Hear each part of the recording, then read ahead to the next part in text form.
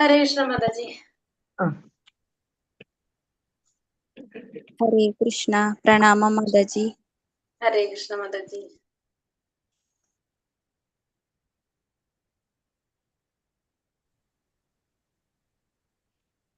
हरे कृष्णा। प्रणाम माताजी। हरे कृष्णा। हरे कृष्ण माताजी।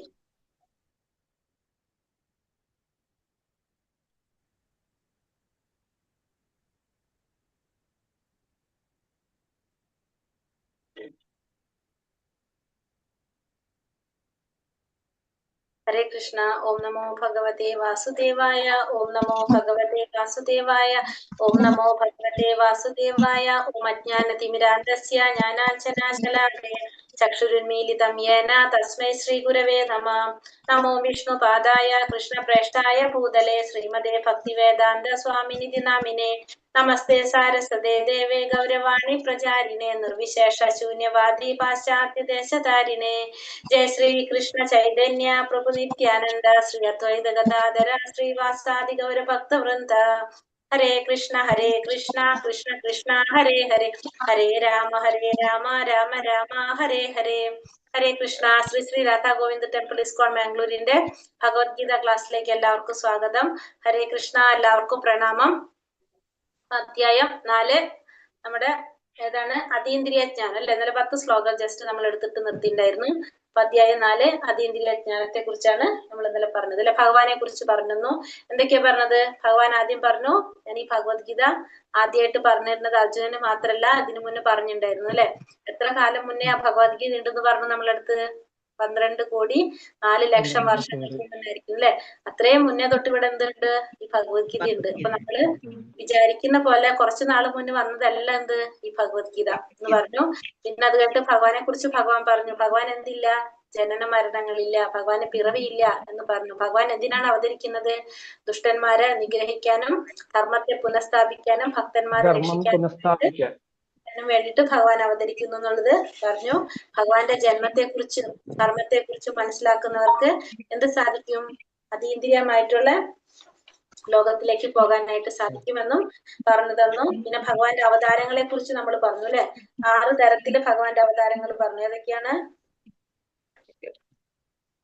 ഏതൊക്കെയാണത്? പുരുഷാവതാരം, യുഗാവതാരം, മന്വന്തരാവതാരം, ലീലാവതാരം, ശക്തിയാവേശ അവതാരം, ഒരെണ്ണം കൂടി ഉണ്ടല്ലോ. ഏതാണ്? മന്വന്തരാവതാരം. പിന്നെന്താ പറഞ്ഞത്? അതെ, അവതാരങ്ങൾ. ശക്തി ആവേശാവതാരം.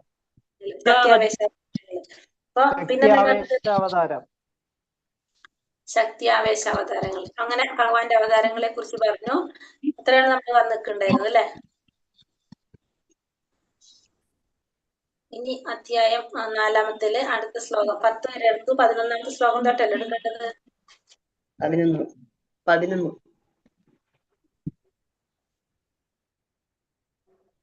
ഹരേ കൃഷ്ണ. ഓം നമോ ഭഗവതേ വാസുദേവായ. അടുത്തത് ശ്ലോകം 11. യേ യഥാ മാം പ്രപദ്യന്തെ താം തഥൈവ ഭജാമ്യഹം മമാവത്മാനുവർത്തന്തെ മനുഷ്യ പാർത്ഥ സർവശഃ. എന്നിൽ ശരണം പ്രാപിക്കുന്നതിനനുസരിച്ച് ഏവർക്കും ഞാൻ തക്കതായ പ്രതിഫലം നൽകുന്നു. അല്ലയോ കുന്തിപുത്ര, എല്ലാവരും എല്ലാവിധത്തിലും എന്റെ മാർഗത്തെ പിന്തുടരുന്നു. അപ്പോൾ ഇവിടെ ഭഗവാൻ എന്താ പറയുന്നത്? ഭഗവാനെ ശരണം പ്രാപിക്കുന്നതിനനുസരിച്ച് ഏവർക്കും ഞാൻ തക്കതായ പ്രതിഫലം നൽകുന്നു. എല്ലാവരും എല്ലാവിധത്തിലും എന്റെ മാർഗത്തെ. അപ്പൊ ഓരോരുത്തരും ഭഗവാൻ എങ്ങനെയാണോ ശരണം പ്രാപിക്കുന്നത് അതിനനുസരിച്ചുള്ള പ്രതിഫലമാണ് ഭഗവാൻ നൽകുന്നത്. എല്ലാവർക്കും ഒരുപോലെയല്ല നൽകുന്നത്. എങ്ങനെയാണോ ഓരോരുത്തരും ഭഗവാനെ സമീപിക്കുന്നത് അതിനനുസരിച്ചാണ് ഭഗവാൻ ഓരോരുത്തർക്കും പ്രതിഫലം നൽകുന്നത് എന്നാണ് ഭഗവാൻ ഇവിടെ പറയുന്നത്. ഏത് രീതിയിലാണോ നമ്മൾ, അല്ലെങ്കിൽ ഏത് ഭാവത്തിലാണോ നമ്മൾ ഭഗവാനെ ആഗ്രഹിക്കുന്നത് ആ തോതനുസരിച്ച്, നമ്മുടെ ഭാവം അനുസരിച്ചാണ് ഭഗവാൻ തിരിച്ചും നമുക്ക് നൽകുന്നത്. ഏവരും കൃഷ്ണനെ പ്രാപിക്കാനുള്ള തങ്ങളുടെ ആഗ്രഹത്തിന്റെ തോതനുസരിച്ച് സംതൃപ്തി നേടുന്നു. അപ്പൊ ഓരോരുത്തരുടെയും ആഗ്രഹത്തിന്റെ തോതനുസരിച്ചാണ് എന്ത് കിട്ടുന്നത്? സംതൃപ്തി കിട്ടുന്നത്. അതീന്ദ്രിയ ലോകത്തിലും കൃഷ്ണൻ തന്റെ ശുദ്ധ ഭക്തന്മാരുമായി അവരുടെ അഭിലാഷ പ്രകാരം അതീന്ദ്രിയ ഭാവേന പ്രതികരിക്കുന്നു. അപ്പൊ ഇവിടെ മാത്രല്ല, അതീന്ദ്രിയ ലോകത്തിലും അങ്ങനെ തന്നെയാണ്. നമ്മൾ വിചാരിക്കുന്ന പോലെ ഇവിടത്തോടുകൂടി ഇത് കഴിയുന്നില്ല. അവിടെ ചെന്നാലും എന്ത് ചെയ്തുകൊണ്ടിരിക്കണം? നമ്മൾ സേവനം ചെയ്തുകൊണ്ടേയിരിക്കും. പറയുന്നതാണ്, അതീന്ദ്രിയ ലോകത്തിലും ഭഗവാൻ തന്റെ ശുദ്ധ ഭക്തന്മാരുമായിട്ട് അവരുടെ അഭിലാഷ പ്രകാരം അതീന്ദ്രിയ ഭാവേന പ്രതികരിക്കുന്നു. അപ്പൊ നമുക്ക് ക്ലിയർ ആയല്ലോ, നമ്മൾ ഇവിടെ മാത്രമല്ല ചെയ്യുന്നത്, അവിടെ ചെന്നാലും നമ്മൾ ഇതൊക്കെ തന്നെ ചെയ്തുകൊണ്ടിരിക്കും. നമ്മുടെ ആ തോത്, ആഗ്രഹങ്ങൾ, അഭിലാഷങ്ങൾ അനുസരിച്ച് തന്നെയാണ് ഭഗവാൻ അവിടെ നമ്മളടുത്ത് പ്രതികരിക്കുന്നത്. ഫലേച്ഛയോടെ കർമ്മം ചെയ്യുന്നവർക്ക് തങ്ങളുടെ നിർദ്ദിഷ്ട കർമ്മങ്ങളുടെ അഭിഷ്ടങ്ങൾ സാധിച്ചു കൊടുക്കും. അപ്പൊ നമ്മൾ ഫലം ആഗ്രഹിച്ചുകൊണ്ട് കർമ്മം ചെയ്യുകയാണെങ്കിൽ നമുക്ക് എന്ത് ചെയ്യും? അത് നടത്തിത്തരും. യോഗശക്തികൾ അന്വേഷിക്കുന്ന യോഗികൾക്ക് അത് ലഭിക്കും. ഇപ്പൊ യോഗികൾക്ക് യോഗാശക്തികളാണ് വേണ്ടെങ്കിൽ, ഇപ്പൊ അണിമാസ്, ലഹിമാസ്, മഹിമ, കുറെ സിദ്ധികളുണ്ടല്ലോ, അങ്ങനത്തെ സിദ്ധികളാണ് ആഗ്രഹിക്കുന്നതെങ്കിൽ അത് ഭഗവാൻ അവർക്ക്, യോഗികൾക്ക് അത് കൊടുക്കും. വിജയം ഭഗവത് കാരുണ്യത്തെ മാത്രം ആശ്രയിച്ചിരിക്കുക. അപ്പൊ ഏതൊരാളുടെ വിജയം എങ്ങനെയാണ്? ഭഗവാന്റെ കാരുണ്യത്തെ ആശ്രയിച്ചിരിക്കുക. അപ്പൊ ഭഗവാൻ ആഗ്രഹിക്കുന്നവർക്ക് ഭഗവാനെ കിട്ടും. നമ്മൾ ഫലം, ഭൗതികമായ സുഖങ്ങൾ ആഗ്രഹിക്കുന്നവർക്ക് അത് കിട്ടും. യോഗസിദ്ധികൾ ആഗ്രഹിക്കുന്നവർക്ക് യോഗികൾക്ക് അത് കൊടുക്കും. അതായത് നമ്മുടെ എന്താണ് ആഗ്രഹിക്കുന്നത് അതാണ് ഭഗവാൻ നൽകുന്നത്. ഇതെല്ലാം ആരുടെ കാരുണ്യത്തെ ആശ്രയിച്ചിരിക്കുന്നത്? ഭഗവാന്റെ കാരുണ്യത്തെ ആശ്രയിച്ചാണ് എല്ലാത്തിന്റെ വിജയം ഇരിക്കുന്നത്. കാംക്ഷന്ത കർമ്മണാം സിദ്ധിം യജന്ത ഇഹ ഏവ ദേവതഃ ക്ഷിപ്രം ഹി മാനുഷേ ലോകേ സിദ്ധിർഭവതി കർമ്മച. ഈ ലോകത്തിൽ ജനങ്ങൾക്ക് കാമ്യകർമ്മങ്ങളിൽ വിജയം വരിക്കാൻ ആഗ്രഹിക്കുന്നത് മൂലം ദേവന്മാരെ ആരാധിക്കുന്നു. ഇവിടെ കർമ്മങ്ങൾക്ക് വേഗത്തിൽ ഫലം സിദ്ധിക്കാറുണ്ടല്ലോ. അപ്പൊ ജനങ്ങള് ഇവിടെ എല്ലാവരും എന്താ ചെയ്യുന്നത്? ഭഗവാനിൽ നിന്ന് നമുക്ക് പെട്ടെന്ന് ഫലം കിട്ടണമെന്നില്ല. ഭഗവാൻ എന്ന് വെച്ചിട്ടുണ്ടെങ്കിൽ കുറച്ചും കൂടി നമ്മളെ നോക്കി നോക്കി കറക്റ്റ് ആയിട്ട് കുറച്ച് നമ്മൾ പാകപ്പെടുത്തിയതിനു ശേഷം ഭഗവാനിൽ നിന്ന് നമുക്ക് എന്ത് കിട്ടുള്ളൂ? നമ്മൾ എന്തെങ്കിലും പ്രാർത്ഥിച്ച് അതിന്റെ വിജയം കിട്ടുള്ളൂ. അപ്പൊ എന്ത് ചെയ്യും? വേഗത്തിൽ ഫലം കിട്ടാൻ വേണ്ടിയിട്ടാണ് എന്ത് ചെയ്യുന്നത്? ദേവന്മാരെ ആരാധിക്കുന്നത്. അപ്പൊ ദേവന്മാരിലൂടെ പെട്ടെന്ന് ഫലം സിദ്ധിക്കും. ഇപ്പൊ ദേവി ഉപാസിക്കുന്നവര്, ദേവിയിൽ നിന്ന് എന്താണ്? ഭൗതികമായിട്ടുള്ള ആഗ്രഹങ്ങൾ നമ്മൾ പ്രാർത്ഥിച്ചു കഴിഞ്ഞാൽ പെട്ടെന്ന് ദേവിയിൽ നിന്ന് നമുക്ക് ഫലം പ്രതീക്ഷിക്കുന്നത് കൊണ്ട് നമ്മൾ എന്ത് ചെയ്യും? ദേവിയെ ആരാധിക്കും. പക്ഷെ ഭഗവാനിൽ നിന്ന് പെട്ടെന്ന് ഫലം കിട്ടണമെന്നില്ല. അപ്പൊ അതുകൊണ്ട് എന്ത് ചെയ്യുന്ന പറയുന്നത്? ഭഗവാനിൽ നിന്ന് അതുകൊണ്ട് ദേവന്മാരെ ആരാധിക്കുന്നു. കാരണം ദേവന്മാരിൽ നിന്ന് വേഗത്തിൽ ഫലം സിദ്ധിക്കും. കർമ്മങ്ങൾക്ക് പെട്ടെന്ന് ഫലം സിദ്ധിക്കുന്നത് കൊണ്ട്. ദേവന്മാർ പല നിലവാരത്തിലുള്ള ഭൗതിക ശക്തികളുള്ള ജീവാത്മാക്കളാണ്. അപ്പൊ ദേവന്മാരെന്ന് വെച്ചിട്ടുണ്ടെങ്കിൽ പല നിലവാരത്തിലുള്ളവരാണ്. ഭൗതിക ശക്തികളുള്ള ജീവാത്മാക്കൾ തന്നെയാണ് ആര്? ദേവന്മാര്. നാരായണൻ, കൃഷ്ണൻ, വിഷ്ണു എന്നിവങ്ങനെ അറിയപ്പെടുന്ന സർവേശ്വരന് തുല്യരല്ല ഈ ദേവന്മാര്. പക്ഷെ ഈ ദേവന്മാരെന്ന് പറയുന്നത് ഒരിക്കലും ആർക്ക് തുല്യരല്ല? ഭഗവാൻ കൃഷ്ണനോ അല്ലെങ്കിൽ കൃഷ്ണന്റെ രൂപവിസ്തരണങ്ങളായിട്ടുള്ള നാരായണനോ വിഷ്ണുവിനോ, വിഷ്ണു തത്വങ്ങൾക്കൊന്നും ആര് തുല്യരല്ല? ദേവന്മാരൊരിക്കലും തുല്യരല്ല. ദേവന്മാരെയും സർവേശ്വരനെയും ഒരുപോലെ കാണുന്നവരാരാണ്? പാഷണ്ഡികൾ എന്നാണ് അവരെ പറഞ്ഞത്. ഇപ്പൊ ഭഗവാനെയും ദേവന്മാരെയും ഒരുപോലെ കാണുന്നവര് പാഷണ്ഡികൾ അല്ലെങ്കിൽ നാസ്തികർ എന്നാണ് അറിയപ്പെടുന്നത്. രണ്ടു കൂട്ടരെയും ഒരുപോലെ കാണുന്നവര്. ചാതുർവർണ്ണ്യം മയാ സൃഷ്ടം ഗുണകർമ്മ വിഭാഗശഃ തസ്യ കർത്താരമപി മാം വിദ്യ കർത്താരമവ്യയം. പ്രകൃതി സഹജങ്ങളായ 3 ഗുണങ്ങളെയും തദനുസൃതങ്ങളായ കർമ്മങ്ങളെയും മുൻനിർത്തിക്കൊണ്ട് മനുഷ്യ സമൂഹത്തിന്റെ 4 വർണ്ണങ്ങൾ ഞാൻ സൃഷ്ടിച്ചു. ഈ വിഭാഗങ്ങളെ സൃഷ്ടിച്ചു എന്നിരിക്കലും അവ്യയനായ ഞാനല്ല അതിന്റെ കർത്താവ് എന്നറിയുക. അപ്പൊ പ്രകൃതി സഹജങ്ങളായിട്ടുള്ള 3 ഗുണങ്ങളും അതനുസരിച്ചുള്ള കർമ്മങ്ങൾ, ഇതിനെ മുൻനിർത്തിക്കൊണ്ട് ഭഗവാൻ എന്ത് ചെയ്തു? 4 വർണ്ണങ്ങൾ സൃഷ്ടിച്ചു. ഈ 4 വർണ്ണങ്ങൾ സൃഷ്ടിച്ചു എന്നാലും ഭഗവാനല്ല അതിന്റെ കർത്താവ് എന്നും കൂടി മനസ്സിലാക്കാം. ഇപ്പൊ ഈ 4 വർണ്ണങ്ങൾ സൃഷ്ടിച്ചത് ഭഗവാനാണ്. പക്ഷെ എന്നിരുന്നാലും ആരല്ല അതിന്റെ കർത്താവ്? ഭഗവാനല്ല എന്ന് ഭഗവാൻ പറയാണ്. ഈ 4 വർണ്ണങ്ങൾ ഏതൊക്കെയാണ്? 4 ചതുർവർണ്ണങ്ങൾ ഏതൊക്കെയാണ്? ബ്രാഹ്മണൻ, ക്ഷത്രിയൻ, വൈശ്യർ, ശൂദ്രർ. ഈ 4 വിഭാഗങ്ങൾ ഭഗവാൻ സൃഷ്ടിച്ചെങ്കിലും ഭഗവാൻ ഇതിലൊന്നിലും ഉൾപ്പെടുന്നില്ല. ഈ മനുഷ്യ സമൂഹം അനേക ബദ്ധ ജീവാത്മാക്കൾ ഉൾക്കൊള്ളുന്ന ഒരു വിഭാഗം മാത്രമാണ്. പക്ഷെ അദ്ദേഹം ആരല്ല? ഭഗവാൻ ആരല്ല? ബദ്ധനായിട്ടുള്ള ഒരു ജീവാത്മാവല്ല ഭഗവാൻ. അതുകൊണ്ട് ഭഗവാൻ ഇതിലൊന്നും വരുന്നില്ല. 4 വർണ്ണങ്ങള് ഭഗവാൻ സൃഷ്ടിച്ചു എന്ന് മാത്രമേ ഉള്ളൂ. ഭഗവാൻ ഇതില് യാതൊരു ബന്ധവും ഇല്ല. ഭഗവാന് നമാം കർമ്മണി ലിപ്പന്തി നമേ കർമ്മഫലേ സ്പൃഹ ഇതി മാം യോപി ജാനാതി കർമ്മഭീർനാസ പത്യതേ.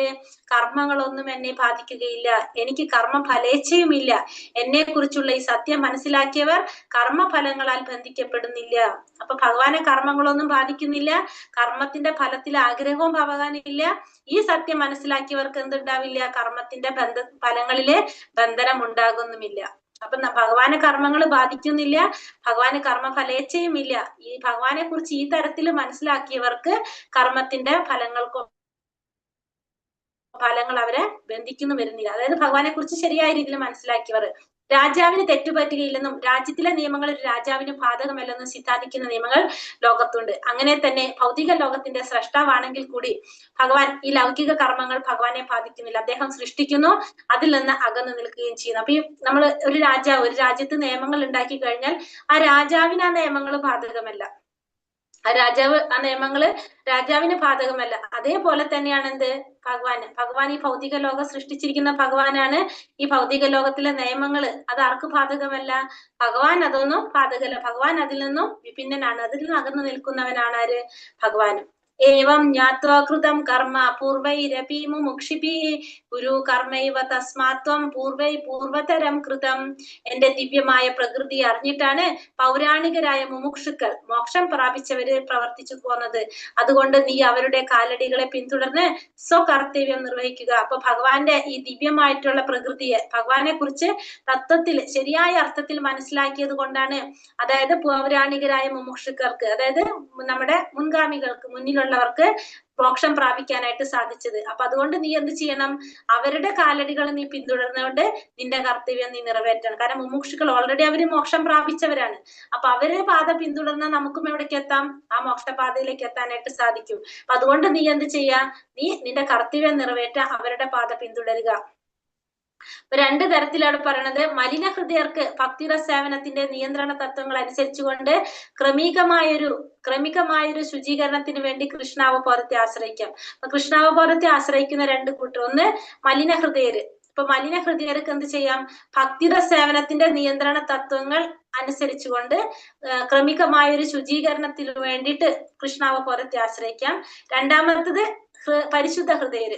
അവരെന്താണ്? അവർ കൈവരിച്ച മാതൃകാപരമായ പ്രവർത്തികളെ പിന്തുടർന്നുകൊണ്ട് മറ്റുള്ളവർക്ക് പ്രയോജനം ഉണ്ടാകുന്ന വിധം കൃഷ്ണാവബോധത്തിൽ തുടരും. അപ്പൊ കൃഷ്ണാവബോധത്തിലെ രണ്ട് തരത്തിൽ നമുക്ക് ആശ്രയിക്കുന്നത്. ഒന്ന് മലിന ഹൃദയർ, ഇപ്പൊ നമ്മളെ പോലുള്ളവര്. മലിന ഹൃദയർക്ക് എന്ത് ചെയ്യാം? ഭക്തിര സേവനത്തിന്റെ നിയന്ത്രണ തത്വങ്ങളെല്ലാം അനുസരിച്ചുകൊണ്ട് ഭക്തിര സേവനം ചെയ്യാൻ, അതിന്റെ നിയാമക തത്വങ്ങൾ, അതിൽ എങ്ങനെയൊക്കെയാണ് നമ്മൾ ചെയ്യണം എന്നുള്ളത് അത് മുഴുവനും അനുസരിച്ചുകൊണ്ട് ക്രമികമായൊരു ശുചീകരണത്തിന് വേണ്ടി നമുക്ക് എന്ത് ചെയ്യാം? കൃഷ്ണാവബോധത്തെ ആശ്രയിക്കാം. രണ്ടാമത്തെ കൂട്ടര് ശുചീകരണം നേടിയവര്, ശുദ്ധഭക്തന്മാര്. അവർക്ക് എന്ത് ചെയ്യാം? മാതൃകാപരമായിട്ടുള്ള പ്രവർത്തികളെല്ലാം പിന്തുടർന്നുകൊണ്ട് മറ്റുള്ളവർക്കും കൂടി പ്രയോജനകരം ഉണ്ടാകണമെന്ന് ഉദ്ദേശിച്ചുകൊണ്ട്, മറ്റുള്ളവർക്ക് പ്രയോജനം ഉണ്ടാകാന്ന് വെച്ചാൽ അവരെയും കൂടി കൃഷ്ണാവബോധത്തിലേക്ക് കൊണ്ടുവന്നുകൊണ്ട് അവർക്ക് എന്ത് ചെയ്യാം? ഈ കൃഷ്ണാവബോധത്തിൽ തുടരാനായിട്ട് സാധിക്കും. ഒന്ന് മലിന ഹൃദയർക്ക് നിയാമക തത്വങ്ങളെല്ലാം അനുസരിച്ചുകൊണ്ട് അവരുടെ ഹൃദയ ശുചീകരണത്തിന് വേണ്ടിയിട്ട് കൃഷ്ണാവബോധത്തിൽ ആശ്രയിച്ച് അവത്തിൽ നിൽക്കാം. രണ്ടാമത്തെ കൂട്ടര് ഹൃദയശുദ്ധി കൈവരിച്ചവര്, അവർക്ക് എന്ത് ചെയ്യാം? മാതൃകാപരമായ പ്രവർത്തികളെല്ലാം ചെയ്തുകൊണ്ട്, അതായത് മറ്റുള്ളവർക്ക് പ്രയോജനകരമാവുന്ന വിധത്തിൽ പ്രവർത്തിക്കുക. എന്ന് ഉദ്ദേശിക്കുന്നത് ഏതാണ്? കൃഷ്ണാവബോധത്തിലേക്ക് കൊണ്ടുവരാൻ സാധിക്കുക, ആത്മസാക്ഷാത്കാരം നേടാൻ വേണ്ടിയിട്ട്, ജനക്ഷേമത്തിന് വേണ്ടി പ്രവർത്തിക്കുക. അങ്ങനെ അവർക്ക് കൃഷ്ണാവബോധത്തിൽ തുടരാനും സാധിക്കും. കിമകർമ്മേതി കവയോപ്യത്ര മോഹിതഃ തത്തേ കർമ്മ പ്രവിക്ഷ്യാമി യജ്ഞാതോ മോക്ഷ്യസേ ശുഭാത്. എന്താണ് കർമ്മം, എന്താണ് അകർമ്മം എന്നത് ബുദ്ധിമാന്മാരെ പോലെ ബുദ്ധിമാന്മാരെ പോലും വിഭ്രമിക്കുന്നതാണ്. ആ കർമ്മത്തെ പറ്റി ഇനി ഞാൻ പറഞ്ഞു തരാം, ഇനി വിവരിച്ചു തരാം. അതറിഞ്ഞാൽ നീ അശുഭങ്ങളിൽ നിന്ന് മുക്തനാകും. അപ്പൊ കർമ്മം എന്താണ്, അകർമ്മം എന്താണെന്നുള്ളത് ബുദ്ധിമാന്മാർക്ക് പോലും വിഭ്രമം ഉണ്ടാക്കുന്നതാണ്. ഇനി അതിനെ കുറിച്ച് ഞാൻ നിനക്ക് വിവരിച്ചു തരാം. അത് അറിഞ്ഞു കഴിഞ്ഞാൽ നിനക്ക് എന്താണ്? അശുഭമായ കർമ്മങ്ങളിൽ നിന്ന് നിനക്ക് മോചനം ഉണ്ടാകും. അപ്പൊ ഇവിടെ ഈ പറഞ്ഞ ആധികാരികത്വം ഉള്ളവരെ പിന്തുടരുക എന്നാണ് ഇവിടെ ഭഗവാൻ നമുക്ക് പറഞ്ഞത്. ആരൊക്കെയാണ്? ബ്രഹ്മാവ്, ശിവൻ, നാരദൻ, മനു, കുമാരന്മാര് കപിലൻ, പ്രഹ്ലാദൻ, ഭീഷ്മർ, ശുകദേവ ഗോസ്വാമി, യമൻ, ജനകൻ, ബലി ചക്രവർത്തി. ഈ മുതലായ ആധികാരികത്വം ഉള്ളവരെ പിന്തുടരുക തന്നെ വേണം. ഈ പറഞ്ഞവരുടെ ആരാണ്? 12 മഹാജനങ്ങളാണ് ഇവര്. ഈ 12 പേര് 12 മഹാജനങ്ങളാണ്. ആരൊക്കെയാണെന്ന്? ബ്രഹ്മാവ്, ശിവൻ, നാരദൻ, മനു, കുമാരന്മാര്, കപിലൻ, പ്രഹ്ലാദൻ, ഭീഷ്മർ, ശുകദേവ ഗോസ്വാമി, യമൻ, ജനകൻ, ബലി മഹാരാജാവ്. ഇത് 12 മഹാജനങ്ങൾ. ഈ 12 മഹാജനങ്ങൾ എന്ന് പറഞ്ഞാല് മഹത്വങ്ങളാണ്. ഇവർക്ക് എന്തിനുള്ള ഇവർക്ക് എന്തിനു സാധിക്കും? ഇവർ ആചാര്യന്മാരാണ് അല്ലെ. അതായത് മഹാജനങ്ങളുടെ പ്രത്യേകത നമുക്ക് എന്ത് ചെയ്യാൻ സാധിക്കും? നമുക്ക് ചില തത്വങ്ങൾ, ഇപ്പൊ ഭഗവാൻ നമ്മളെ ശാസ്ത്രങ്ങൾ മുഴുവൻ ആരിൽ നിന്നാണ് വന്നിരിക്കുന്നത്? ഭഗവാനിൽ നിന്നാണ് പറഞ്ഞു. അപ്പൊ അതിൽ നമുക്ക് എന്തെങ്കിലും കൂട്ടിച്ചേർക്കലുകളോ അല്ലെങ്കിൽ എന്തെങ്കിലും തിരുത്തലുകളോ എന്തെങ്കിലുമൊക്കെ ചെയ്യണമെങ്കിൽ അത് ആർക്ക് സാധിക്കും? ഈ മഹാജനങ്ങൾ ചെയ്യാൻ സാധിക്കും. അവരുടെ പാത നമുക്ക് പിന്തുടരാം. അവർക്ക് എന്തെങ്കിലും അങ്ങനത്തെ രീതിയിൽ മാറ്റങ്ങൾ വരുത്താനായിട്ടുള്ള അധികാരം ആർക്കുണ്ട്? ഈ മഹാജനങ്ങൾക്കുണ്ട്. അവര് ആധികാരികത്വം ഉള്ളവരാണ് ഇവര്. അപ്പൊ ഇവരുടെ പാത നമുക്ക് പിന്തുടരാൻ പറഞ്ഞ ഈ 12 മഹാജനങ്ങൾ എന്നാണ് ഇവരെ പറയുന്നത്. ആരൊക്കെയാണത്? ബ്രഹ്മാവ്, ശിവൻ, നാരദൻ, മനു, പിന്നെ കുമാരന്മാര്, 4 കുമാരന്മാര്, കപിലൻ, പ്രഹ്ലാദൻ, ഭീഷ്മർ, ഗോസ്വാമി, യമൻ, ജനകൻ, ബലി മഹാരാജാവ്, അതായത് ചക്രവർത്തി. ഇത്ര പേരാണ് മഹാജനങ്ങൾ എന്ന് അറിയപ്പെടുന്നത്. 12 മഹാജനങ്ങൾ എന്ന് അറിയപ്പെടുന്നത്. കർമ്മണോ ഹ്യപ്പി ബോധവ്യം ചാവി ബോധവ്യം കർമ്മണോ, എത്രാമത്തെ പറഞ്ഞു? കർമ്മണോ ഹ്യപ്പി ബോധവ്യം ച വികർമ്മണഃ. ഒരു ബോധവ്യം വിട്ടുണ്ട് അതില്. അകർമ്മണശ്ച ബോധവ്യം ഗഹന കർമ്മണോ ഗതിഹി. കർമ്മത്തിന്റെ സങ്കീർണതകൾ ദുർഗ്രാഹ്യമാണ്. അതുകൊണ്ട് കർമ്മം, വികർമ്മം, അകർമ്മം എന്നിവയെ കുറിച്ച് എല്ലാം വ്യക്തമായി ഒരാൾ മനസ്സിലാക്കിയിരിക്കണം. അപ്പൊ കർമ്മത്തിന്റെ സങ്കീർണതകൾ ദുർഗ്രാഹ്യമാണ്. നമുക്ക് മനസ്സിലായതല്ല, കാർമ്മിക നിയമങ്ങൾ എന്ന് പറഞ്ഞാൽ നമുക്ക് ഗ്രഹിക്കാൻ സാധിക്കുന്നതല്ല. അത് കുറച്ച് അപകടം നിറഞ്ഞത് തന്നെയാണെന്ന് പറയാം. നമുക്ക് അത് പലതിനായിട്ടും ബന്ധപ്പെട്ടിരിക്കുന്നതാണ്. അപ്പൊ കർമ്മത്തിന്റെ നിയമങ്ങള്, അതുകൊണ്ട് കർമ്മത്തെക്കുറിച്ചും വികർമ്മത്തെക്കുറിച്ചും അകർമ്മത്തെക്കുറിച്ചും ഒരാള് വ്യക്തമായിട്ട് മനസ്സിലാക്കിയിരിക്കണം. എന്താണ് കർമ്മം? നമുക്കറിയാലോ എന്താണ് കർമ്മം. കർമ്മം എന്താണ്? ഓർമ്മയുണ്ടോ? കർമ്മം വേദവിധി പ്രകാരം ചെയ്യുന്നത് കർമ്മം അല്ലെ? വേദശാസ്ത്രങ്ങളിൽ പറഞ്ഞത് ചെയ്യുന്നതല്ലേ കർമ്മം. വികർമ്മം എന്ന് പറഞ്ഞല്ലോ നിശ്ചിത കർമ്മം, അതായത് ശാസ്ത്രങ്ങളിൽ പറയുന്നതിന് എതിരായിട്ട് ചെയ്താൽ അത് വികർമ്മം. അകർമ്മം എന്ന് പറഞ്ഞാല് ഭഗവാന് വേണ്ടിയിട്ട്, ഭഗവാന്റെ തൃപ്തിക്ക് വേണ്ടിയിട്ട്, ഭഗവാന്റെ ഇന്ദ്രിയങ്ങളെ സന്തോഷിപ്പിക്കാൻ വേണ്ടി ചെയ്താൽ അത് അകർമ്മം അല്ലെ? ഓർമ്മയുണ്ടോ? കർമ്മ വികർമ്മം. കർമ്മം എന്ന് പറഞ്ഞാൽ ശാസ്ത്രങ്ങൾ അനുസരിച്ച് ചെയ്യുന്നത് കർമ്മം, ശാസ്ത്രങ്ങൾക്ക് വിരുദ്ധമായിട്ട് ചെയ്യുന്നത് വികർമ്മം, ഭഗവാന് വേണ്ടി ചെയ്യുന്നത് അകർമ്മം. ആർക്കോ? ഇല്ല. കൃഷ്ണാവബോധമുള്ള പ്രമാണികരോട് സഹവസിക്കുകയും അവരിൽ നിന്ന് ഈ രഹസ്യജ്ഞാനം നേടുകയും വേണം. ഭഗവാനിൽ നിന്ന് നേരിട്ട് പഠിക്കുന്നത് പോലെയാണ് അതും. അല്ലെങ്കിൽ ഏറ്റവും ബുദ്ധിമാനായ ഒരാളും അമ്പരന്ന് പോകുക. അപ്പൊ നമ്മൾ എന്ത് വേണം? എപ്പോഴും കൃഷ്ണാവബോധമുള്ള പ്രമാണികരോട് സഹവസിക്കണം. അതായത് സത്സംഗം നമുക്ക് വേണം. പിന്നെ അവരിൽ നിന്ന് രഹസ്യജ്ഞാനം നേടണം. അപ്പൊ ആ അറിവ് നേടേണ്ടത് ആരിൽ നിന്നാണ്? നമ്മള് കൃഷ്ണാവബോധമുള്ളവരിൽ നിന്നാണ് നമ്മൾ ഈ അറിവ് നേടാൻ ശ്രമിക്കേണ്ടത്. അപ്പൊ അതെന്താണ് ഗുണം? ഭഗവാനിൽ നിന്ന് നേരിട്ട് പഠിക്കുന്നത് പോലെയാണ്. അത് ഭഗവാന്റെ ഭക്തനിൽ നിന്ന്, അതാണ് ഭഗവാൻ ഇവിടെ പറയുന്നത്. ഭഗവാന്റെ ഭക്തനിൽ നിന്നായിരിക്കണം നമ്മൾ എന്ത് പഠിക്കേണ്ടത്? ഭഗവത്ഗീത, ഭാഗവതം പോലുള്ള ഭഗവാനുമായിട്ട് ബന്ധപ്പെട്ട ഗ്രന്ഥങ്ങള് നമ്മൾ മനസ്സിലാക്കേണ്ടത്. ഹരേഷ്ണ മാതാജി, അത് അവരിൽ നിന്നാണ് മനസ്സിലാക്കേണ്ടത്. അത് ഭഗവാനിൽ നിന്ന് നേരിട്ട് പഠിക്കുന്നത് പോലെ തന്നെയാണ്. അല്ലെങ്കിൽ എന്താണ്? ബുദ്ധിമാനായിട്ടുള്ള ഒരാൾക്ക് പോലും അമ്പരന്ന് പോകും. അവർക്ക് പോലും എന്ത് സംഭവിക്കാം? അല്ലാത്തവരിൽ നിന്ന് ശ്രമിച്ചാൽ നമ്മുടെ വഴി മാറിപ്പോകും. അപ്പൊ അതുകൊണ്ട് എപ്പോഴും ഒരു ഭക്തനിൽ നിന്ന് വേണം നമ്മൾ ഈ രഹസ്യജ്ഞാനം മനസ്സിലാക്കാനായിട്ട്. കർമ്മണ്യ കർമ്മണീച്ച കർമ്മയഃ സാ ബുദ്ധിമാൻ മനുഷ്യേഷു സായുക്ത കൃഷ്ണ കർമ്മകൃത്. കർമ്മത്തിൽ അകർമ്മത്തെയും അകർമ്മത്തിൽ കർമ്മത്തെയും കാണുന്നവനത്രേ മനുഷ്യരിൽ ബുദ്ധിമാൻ. എല്ലാത്തരം കർമ്മങ്ങളിൽ ഏർപ്പെട്ടുകൊണ്ടിരുന്നാലും അതീന്ദ്രിയ സ്ഥിതിയിലാണ് അവൽ. അപ്പൊ മനുഷ്യരിൽ ബുദ്ധിമാന്മാരെന്ന് പറയുന്നത് എങ്ങനെയുള്ളവരാണ്? കർമ്മത്തിൽ അകർമ്മത്തെ കാണാം. കർമ്മം എന്ന് പറഞ്ഞാൽ എന്താണ്? വേദവിധി പ്രകാരം ചെയ്യുന്നത് കർമ്മം. അതിൽ അകർമ്മത്തെ കാണാന്ന് പറഞ്ഞല്ലോ, ഭഗവാന് വേണ്ടി ചെയ്യുക. അപ്പൊ വേദവിധി പ്രകാരം ഭഗവാന് വേണ്ടി ചെയ്യുക, അതാണ് കർമ്മത്തിൽ അകർമ്മത്തെ കാണാന്ന് പറഞ്ഞാല് ചെയ്യുന്ന കർമ്മം ശാസ്ത്രപ്രകാരമായിരിക്കണം, അത് ഭഗവാന് വേണ്ടിയിട്ടായിരിക്കണം. അതാണ് കർമ്മത്തിൽ അകർമ്മത്തിൽ. അകർമ്മം എന്ന് വെച്ചാൽ ഭഗവാന് വേണ്ടി ചെയ്യുന്നത്, കർമ്മം എന്ന് വെച്ചാല് ശാസ്ത്രപ്രകാരം ചെയ്യുന്നത്. അപ്പൊ ഇവിടെ ശാസ്ത്രത്തിൽ പറയുന്ന പ്രകാരം ഭഗവാന് വേണ്ടി ചെയ്യുക, അതാണ് എന്ത്? കർമ്മത്തിൽ അകർമ്മത്തെ കാണാന്ന് പറഞ്ഞ. ഇനി അകർമ്മത്തിൽ കർമ്മത്തെ കാണാന്ന് പറഞ്ഞ എന്താണ്? ഭഗവാന് വേണ്ടി ചെയ്യുന്നത് ശാസ്ത്രവിധി പ്രകാരമായിരിക്കുക, ശാസ്ത്രത്തിൽ പറഞ്ഞ പ്രകാരമായിരിക്കും. അപ്പൊ അതെന്താണ്? അകർമ്മത്തിൽ കർമ്മത്തെ കാണാം. മനസ്സിലായത് രണ്ടും? കർമ്മത്തിൽ അകർമ്മം എന്ന് പറഞ്ഞാല് ശാസ്ത്രത്തിൽ പറഞ്ഞ പ്രകാരം ഭഗവാന് വേണ്ടി ചെയ്യുന്നു. അടുത്തത് അകർമ്മത്തിൽ കർമ്മം എന്ന് പറഞ്ഞാല് ഭഗവാന് വേണ്ടി ചെയ്യുന്നത് ശാസ്ത്രത്തിൽ പറഞ്ഞിരിക്കുന്ന പ്രകാരം ആയിരിക്കും ചെയ്യുന്ന കർമ്മങ്ങള്. ക്ലിയർ ആയുള്ളത് രണ്ടും? പറയണോ? ക്ലിയർ ആയി മാതാജി, ക്ലിയർ ആയി. അങ്ങനെ കാണുന്നവരിൽ അവരാണ് ആര്? ബുദ്ധിമാന്മാരെന്ന് പറയുന്നത്. അവര് ചെയ്യുന്ന കർമ്മങ്ങൾ എങ്ങനെയായിരിക്കും? ശാസ്ത്രങ്ങൾ അനുസരിച്ചായിരിക്കും, ഭഗവാന് വേണ്ടിയിട്ടായിരിക്കും, അല്ലെങ്കിൽ ഭഗവാന് വേണ്ടി ചെയ്യുന്നത് ശാസ്ത്രത്തിൽ പറഞ്ഞ പ്രകാരമായിരിക്കും. അങ്ങനെയുള്ളവരാരാണ്? മനുഷ്യരിൽ ബുദ്ധിമാന്മാരാണ്. അത്തരം കർമ്മങ്ങളിൽ ഏർപ്പെട്ടുകൊണ്ടിരുന്നാൽ അയാൾ എങ്ങനെയായിരിക്കും? അതീന്ദ്രിയാവസ്ഥയിലായിരിക്കും. അകർമ്മം എന്നാൽ പ്രതികരണം ഇല്ലാത്ത കർമ്മം. അപ്പൊ അകർമ്മത്തിന്റെ പ്രത്യേകത എന്താണ്? ഭഗവാന് വേണ്ടി ചെയ്യുന്ന കർമ്മത്തിന്റെ അതിന് നമുക്ക് പ്രതികരണങ്ങൾ ഉണ്ടാവില്ല. നല്ലത് ചീത്ത എന്ന് പറഞ്ഞൊരു സംഭവം നമുക്ക് പാപങ്ങളോ പുണ്യങ്ങളൊന്നും അനുഭവിക്കേണ്ടതായിട്ട് വരില്ല. അതാണ് എന്തിന്റെ പ്രത്യേകത? അകർമ്മത്തിന്റെ പ്രത്യേകത. യസ്യ സർവേ സമാരംഭ കാമ സങ്കല്പ വർജിതഃ ജ്ഞാനാഗ്നിക്ത കർമാണം തമാഹു പണ്ഡിതം ബുധഃ. ഇന്ദ്രിയ സുഖങ്ങൾക്ക് വേണ്ടി ആഗ്രഹിക്കാതെ പ്രയത്നിക്കുന്ന ഒരാളെ ജ്ഞാനി എന്ന് മനസ്സിലാക്കണം. ജ്ഞാനാഗ്നിയിൽ കർമ്മഫലങ്ങളെല്ലാം ഭസ്മീകരിച്ച പ്രവർത്തനമാണ് അദ്ദേഹം എന്ന് ഋഷീശ്വരന്മാർ, പ്രവർത്തകനാണ് അദ്ദേഹം എന്ന് ഋഷീശ്വരന്മാർ പറയുന്നു. ഇന്ദ്രിയ സുഖങ്ങൾക്ക് വേണ്ടി ആഗ്രഹിക്കാതെ പ്രയത്നിക്കുന്ന വ്യക്തിയാണ് ആര്? ജ്ഞാനി. ഒരു ജ്ഞാനി ഒരിക്കലും എന്താഗ്രഹിക്കുന്നില്ല? ഭൗതികമായ സുഖങ്ങൾ ആഗ്രഹിക്കുന്നില്ല. അതുകൊണ്ട് ഭഗവാന് പ്രിയപ്പെട്ടവനാണ് എപ്പോഴും ജ്ഞാനി. ജ്ഞാനി ഒരിക്കലും ഭൗതികമായ ആഗ്രഹങ്ങള് ഇല്ല. ജ്ഞാനിക്ക് എന്ത് മാത്രമേ ഉള്ളൂ? ഭഗവാനെ കുറിച്ച് അറിയാന്ന് മാത്രമേ ഉള്ളൂ. ഇന്ദ്രിയ സുഖങ്ങൾക്ക് പ്രാധാന്യം കൊടുക്കാത്തതുകൊണ്ട് അദ്ദേഹം ഭഗവാനും കൂടി പ്രിയപ്പെട്ടവനാണ് ജ്ഞാനി.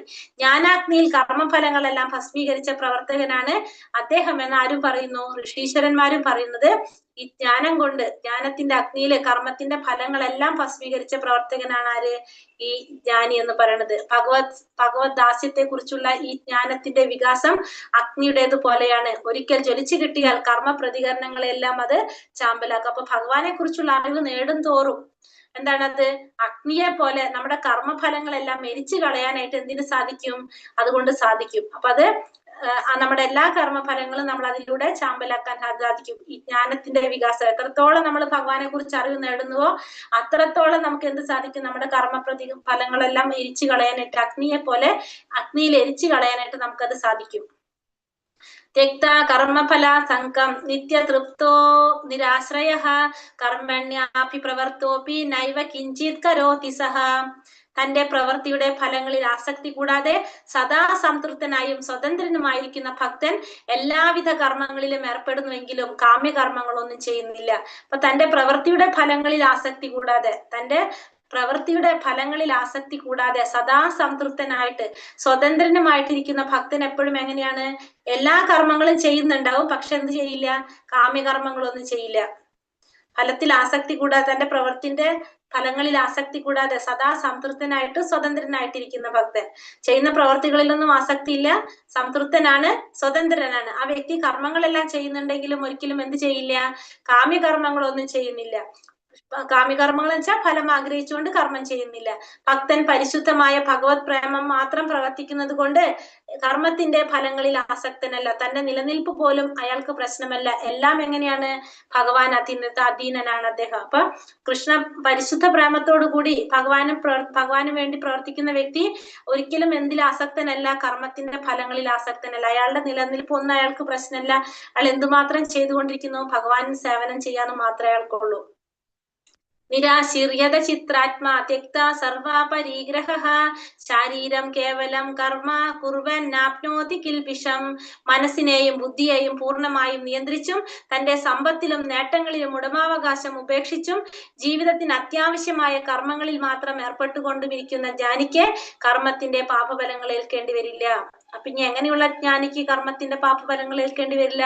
മനസ്സിനെയും ബുദ്ധിയെയും പൂർണ്ണമായിട്ട് നിയന്ത്രിക്കുക. മനസ്സും ബുദ്ധിയും നിയന്ത്രിച്ച് സമ്പത്തിലും നേട്ടത്തിലും ഉടമാവകാശ ബോധം ഉപേക്ഷിച്ച, തന്റെ ഭൗതികമായിട്ടുള്ള നേട്ടങ്ങളിലൊന്നും ഉടമാവകാശ ബോധം കാണാതെ ജീവിതത്തിന് ആവശ്യമായ കർമ്മങ്ങൾ മാത്രം ചെയ്യുക. നമ്മുടെ ജീവിതം നിലനിർത്തിക്കൊണ്ട് പോകാനായിട്ട് ഇത് മാത്രം നമ്മൾ ചെയ്യുന്ന മാത്രം കർമ്മങ്ങളിൽ ഏർപ്പെട്ടുകൊണ്ടിരിക്കുന്ന ജ്ഞാനിക്ക് എന്തുണ്ടാവില്ല? കർമ്മത്തിന്റെ ഫലങ്ങള്, പാപഫലങ്ങളെ ഏൽക്കേണ്ടതായിട്ട് വരില്ല. യന്ത്രത്തിന്റെ ഭാഗങ്ങളെ അവയുടെ നിലനിൽപ്പിന് വേണ്ടിയിട്ട് മെഴുക്കിടുകയും ശുചീകരിക്കുകയും ചെയ്യേണ്ടത് ആവശ്യമാണ്. അപ്പൊ നമ്മുടെ ഒരു യന്ത്രം ഉപയോഗിക്കുമ്പോൾ ആ യന്ത്രത്തിന് നമ്മൾ എന്താണ്, അതിന്റെ ലാസ്റ്റിങ്ങിന് വേണ്ടിയിട്ട്, അത് നിലനിന്ന് പോകാൻ വേണ്ടിയിട്ട്, അതിന്റെ നിലനിൽപ്പിന് വേണ്ടിയിട്ട് നമ്മൾ എന്ത് ചെയ്യും? അതിന് മെഴുക്കിടേണ്ടി വരും, ശുചീകരിക്കേണ്ടി വരും. അതേപോലെ തന്നെ നമ്മളും എന്ത് ചെയ്യണം? നമ്മുടെ ശരീരത്തെ നമ്മൾ എന്ത് ചെയ്യണം? നമ്മളും ഇതേപോലെ തന്നെ ചെയ്യണം. ദിവ്യ പ്രേമഭരിതരായ ഭഗവത് സേവനത്തിന് ഉതകത്തക്ക വിധം സ്വന്തം ശരീരത്തെ പുലർത്താൻ വേണ്ടി കൃഷ്ണാവബോധനായിട്ടൊരു ഭക്തൻ പ്രവർത്തനങ്ങൾ നിറവേറ്റുന്നു. അവയുടെ പ്രതികരണങ്ങൾ അയാളെ ബാധിക്കുന്നില്ല. അപ്പൊ ആ ശരീരം നമ്മളും എന്ത് ചെയ്തുകൊണ്ടിരിക്കണം? ശരീരത്തെ പുലർത്തേണ്ടത് അത്യാവശ്യമാണ്. കാരണം ശരീരം ഉണ്ടെങ്കിലേ നമുക്ക് ഇതൊക്കെ ചെയ്യാനായിട്ട് സാധിക്കുള്ളൂ. അപ്പൊ നമ്മളും ഇത് തന്നെ നമ്മളും ചെയ്യാന്നുള്ളതാണ് ഇവിടെ പറയുന്നത്. യദൃച്ഛാലാപ സന്തുഷ്ടോ ദന്താതീതോ വിമത്സരഃ സമാസിദ്ധാവസിദ്ധൗ ച കൃത്വാ പീനാനി പത്യതേ. താനെ വന്നു ചേരുന്ന നേട്ടങ്ങളാൽ സംതൃപ്തനും ദ്വന്ദ്മുക്തനും നിർമത്സരനും ജയാപജയങ്ങളെ സമഭാവത്തോടെ ഉൾക്കൊള്ളുന്നവനുമായ ഒരാൾ കർമ്മങ്ങൾ ചെയ്തുകൊണ്ടിരുന്നാലും അവയാൽ ബദ്ധനല്ല. അപ്പൊ താനെ വരുന്ന നേട്ടങ്ങൾ നമ്മൾ ചെയ്യുമ്പോൾ, നമ്മളൊരു കാര്യം ചെയ്യുമ്പോൾ നമുക്ക് തന്നെത്താനെ നേട്ടങ്ങൾ ഉണ്ടാവും. ആ നേട്ടങ്ങളിൽ സംതൃപ്തനും ദ്വന്ദ്മുക്തനും, ദ്വന്ദ്ങ്ങളെ കുറിച്ച് ചിന്തിക്കാത്തവൻ, അതായത് അതിന്റെ ഫലം ഇതാണോ അതാണെന്ന് ചിന്തിക്കാത്ത, നിർമത്സരൻ, മത്സരങ്ങളൊന്നും ഇല്ലാത്ത, ജയങ്ങളെ പരാജയങ്ങളെ സമഭാവനയോടെ കാണുന്നവനുമായിട്ടുള്ള ഒരു വ്യക്തി എങ്ങനെ കർമ്മങ്ങൾ ചെയ്തുകൊണ്ടിരുന്നാലും അയാൾ ഒരിക്കലും എങ്ങനെയല്ല, ആ കർമ്മത്തില് ബന്ധനല്ല വ്യക്തി. കൃഷ്ണാവബോധത്തിലുള്ള തന്റെ സേവനത്തിന് മറ്റാരുടെയും പ്രവൃത്തി തടസ്സമായി തീരാൻ അനുവദിക്കില്ല. കൃഷ്ണാവബോധത്തിലുള്ള ഒരു വ്യക്തി തന്റെ സേവനത്തിന് മറ്റുള്ളവരുടെ പ്രവൃത്തികൾ തടസ്സമായി തീരാനായിട്ട് അനുവദിക്കില്ല. എങ്കിലും ഭൗതിക ലോകത്തിലെ ദ്വന്ദ്ങ്ങളാൽ അസ്വസ്ഥനാകാതെ ഭഗവത് സേവനാർത്ഥം ഏത് ജോലിയിൽ ഏർപ്പെടാൻ ഒരു ഭക്തന് കഴിയും. ഈ ഭൗതിക ലോകത്തിലുള്ള ഈ ദ്വന്ദ്ങ്ങളിൽ അസ്വസ്ഥനാകാതെ തന്നെ ഭഗവാന്റെ സേവനത്തിന് വേണ്ടിയിട്ട് ഏത് തരത്തിലുള്ള പ്രവൃത്തിയും ചെയ്യാനായിട്ട് ഒരു ഭക്തന് സാധിക്കും. ഗതസംഗസ്യ മുക്തസ്യ ജ്ഞാനാവസ്ഥിത ചേതസഃ യജ്ഞായ ചരത കർമ്മ സമഗ്രം പ്രവലീയത.